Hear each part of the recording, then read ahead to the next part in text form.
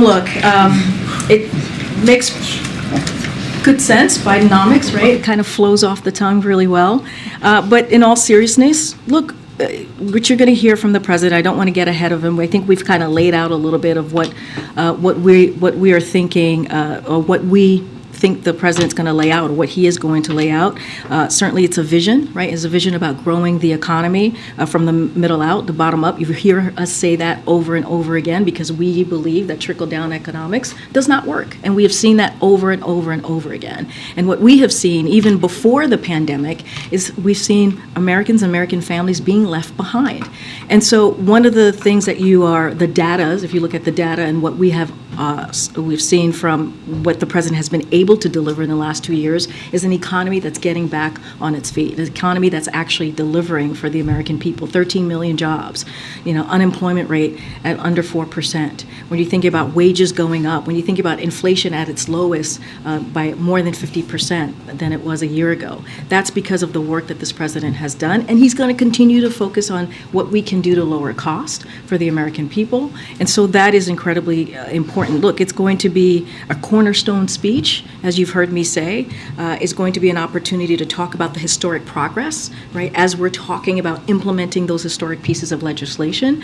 And so all of those things go hand in hand. And we believe that that is the vision of the president, and hence Bidenomics. Well, one of the reasons I asked is because, the latest CNN polling showed that just 34% of Americans approve of the president's handling of the economy. So is there a risk that this new branding could backfire?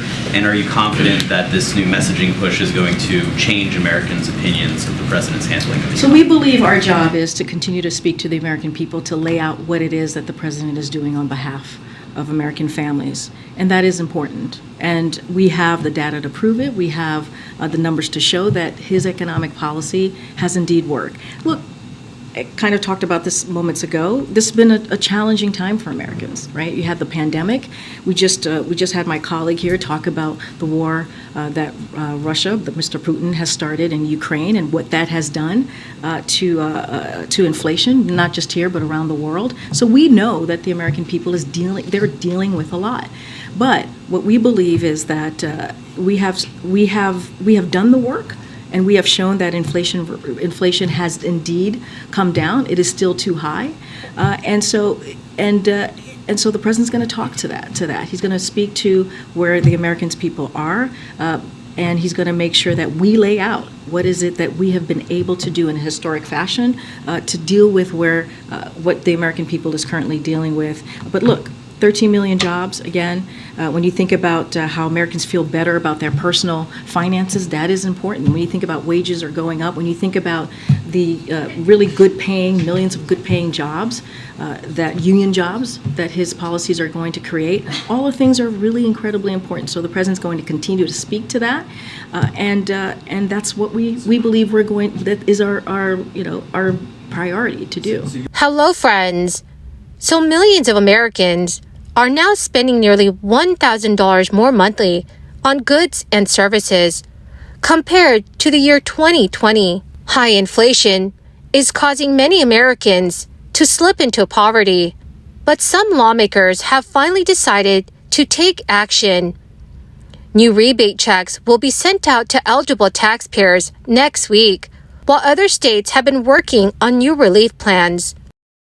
So friends, please make sure that you watch until the end of this video to learn more about this. Also, in 2 days, I will be announcing several winners for the Walmart gift card giveaway.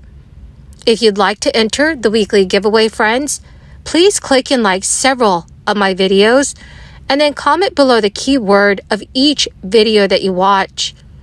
The more videos that you comment on, dear friends, the greater your chances of winning the giveaways. All right, friends, Montana income taxpayers may see money coming back to them next month as the state begins to issue recently approved tax rebates.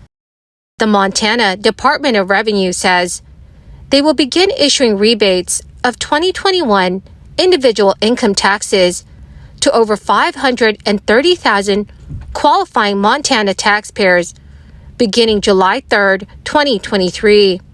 The department anticipates distributing most rebates by August 31st, 2023. Taxpayers do not need to apply for the rebate. The money will be directly deposited into bank accounts or a check will be sent, depending on how the individuals filed their last income tax forms. Montana Department of Revenue Director Brendan Betty said, "We have the important job of getting these rebates back to eligible Montana taxpayers as quickly and easily as possible." The Department of Revenue notes that taxpayers must have paid income taxes to receive this rebate. Specifically, qualifying taxpayers are those who filed a 2021 resident tax return and 2020 resident tax return by October 17, 2022. All qualified taxpayers cannot be claimed as a dependent on another taxpayer's tax return. The individual income tax rebate is a result of the legislature passing a bill during the 2023 Montana legislative session, which set aside nearly $500 million of the surplus to provide income tax rebates. Governor Greg Gianforte signed a bill into law on March 13th. The Montana governor said Montana residents overpaid their taxes and were giving it back. The rebates will be equal to the amount of a taxpayer's 2021 taxes, up to $1,250 for single, married filing separately, and head of household filers, and $2,500 for married filing joint filers. Montana property owners will also be receiving a property tax rebate later this year if they apply for it. So the bill uses another $280 million to provide property tax rebates of up to $500 each for the next 2 years on Montana property owners' primary residences. Texas senators also unanimously passed a new property tax relief bill that includes thousands of dollars in extra payments for teachers for 2 years. It happened as they began their second special session this week, and in what could be a sign of progress towards ending the monthly-long standoff between Republican leaders. Lieutenant Governor Dan Patrick told senators that he will meet with House Speaker Dade Phelan next week. The additional teacher payments, which are not considered a pay raise, came in an amendment to the property tax relief bill. The additional teacher payments, which are not considered a pay raise, came in an amendment to the property tax relief bill proposed by Democratic State Senator Roland Gutierrez of San Antonio. It gives teachers an extra $2,000 in school districts with more than 20,000 students, and an extra $6,000 in districts with fewer than 20,000 students. The legislation also doubles the business franchise tax exemption to nearly $2.5 million, meaning 67,000 small businesses would not have to pay a business franchise tax at all. The Texas House also convened this week, and the House Committee on Ways and Means passed a different bill than the Senate's. It does not increase the homestead exemption, but does focus solely on reducing property tax rates for schools and instead replacing them with state revenues, as Governor Greg Abbott had requested. He also wants to put the state on a path to gradually eliminate the maintenance and operation portion of school property taxes, which is the largest portion. Lieutenant Governor Patrick has said he wants the House to pass a Senate bill as quickly as possible, as Americans look ahead to another Independence Day. And a likely contentious 2024 presidential election, many are feeling fiscal pain as the prices of food, shelter, utilities, healthcare, and transportation climb higher than their paychecks. About 52% of Americans participating in a poll said the United States is too expensive to live in. And about 7 in 10 Americans said stifling inflation and the economy are the nation's top problems today.